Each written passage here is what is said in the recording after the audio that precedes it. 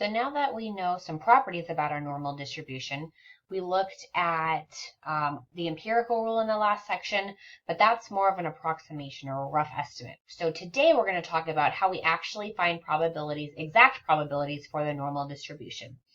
So again, it just says the empirical rule is just an approximation and only works for certain values, specifically values that fall in an interval that are exactly 1, 2, or 3 standard deviations away from the mean. So what if you want to find the probability for x values that are not integer multiples of the standard deviation? So what if it's 0.5 or negative 0.34? So the probability is equal to the area under the curve.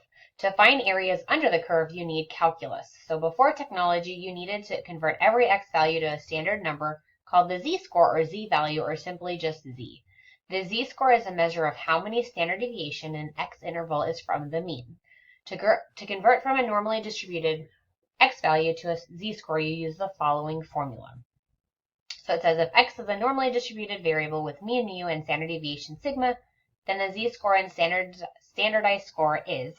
So we have z is equal to x minus mu over sigma with mean mu and standard deviation. So if you're trying to enter this into the calculator, you do make sure you want to put parentheses around that numerator. The z-score is normally distributed with a mean of 0 and a standard deviation of 1. Its distribution is known as the standard normal curve. Once you have the z-score, you can look up the z-score in the standard normal distribution table. And the table, we're not going to use the table in this class, we're going to use technology, but there is a table that, based off of the z-score you find, there has some rows and columns you can find the probability from there. But it says there is exactly one standard normal distribution. The standard normal distribution z always has mean mu equal to 0 and the standard deviation is 1. So our standard normal distribution, so with a mean of 0 and a standard deviation of 1. So since the mean, right, is going to always be 0, and then we can go 1, 2, 3, 4 standard deviations above. Usually we just do 3, right? -1, -2, -3 below. So it says the z-score tells you how many standard deviations the x value is to the right or to the left, so above and below the mean. A positive z-score means that the value of x is greater than the mean, and a negative z-score means the value of x is less than the mean. So it's not really a negative number, it's just telling you the position of the initial piece of data. So example 1 says, the heights of the female college students are normally distributed with population mean 64.4 inches and standard deviation of 2.4 inches. We want to find the z-score corresponding to a student who is 68 inches tall. So, right, I have a mean of 64.4 and a standard deviation, right, from the population is 2.4. So to find a z-score, right, it's x minus mu divided by sigma. So x in this case is 68. So I have 68, right, that's my piece of data, minus 64.4, all divided by 2.4. And when I enter this into my calculator, I do want to make sure I put parentheses around that as I enter it into to the calculator so it doesn't calculate it incorrectly. So 68 minus 64.4 divided by 2.4. So we get exactly, right, 1.5. Sometimes we may have to round that, but this one, a z-score of 1.5. So this is telling us that this piece of data is 1.5 deviations away from the mean, right? So it's larger than the mean. B says, find the z-score corresponding to a student who is 62 inches tall. All right, so 62 now is my x. So z is, so x, 62, minus mu, so 64.4, all divided by 2.4. Throw that in parentheses there. So 62 minus 64.4. And I didn't put it in parentheses, so I'll just hit enter here, and then I'll hit divide. So it's two ways you can do it. You can do it in one step or two. You just need to make sure you put parentheses around the numerator if you do it in one step. So it looks like in this case, right, this one is actually exactly -1 below the mean. So it says the proportion of the area between two values, x1 and x2, under a normal distribution is exactly the same as the proportion of the area between the z-scores corresponding to x1 and x2 under the standard normal distribution.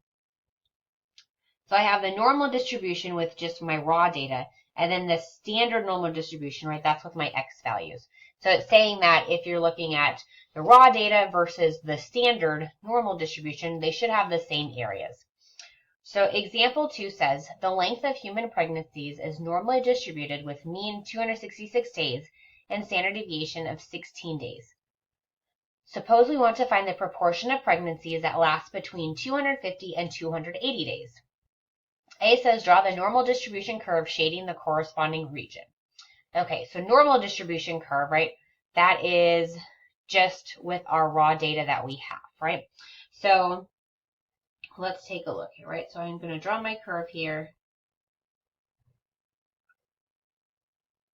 So right in the middle should be the 266, right? And the 280 days, right? That's somewhere above it. The 250 days, right? Somewhere below it. And so what it's wanting, it wants the area between these two values. So we could shade this area. Okay, so that's with my raw data. B says draw the standard normal distribution shading the corresponding region. So with this one, we need z-scores. So I'm going to need, I'll say z1, right? So x for the first one would be 250. That's my first piece of data, minus the mean of 266, all divided by the standard deviation of 16. So we can figure out what that z-score is. Sorry, let me move over the calculator just a little bit. There you go. And then we have z2, which says, so I have 280 minus 266, right, which is the mean, and then the 16. So let's find what these z-scores are.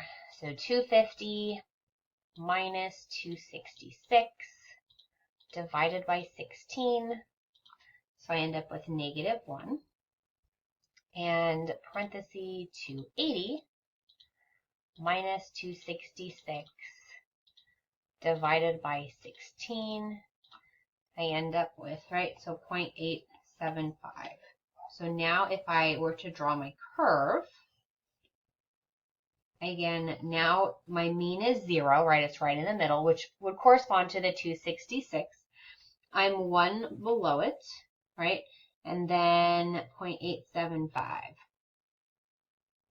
So 0.875 above it.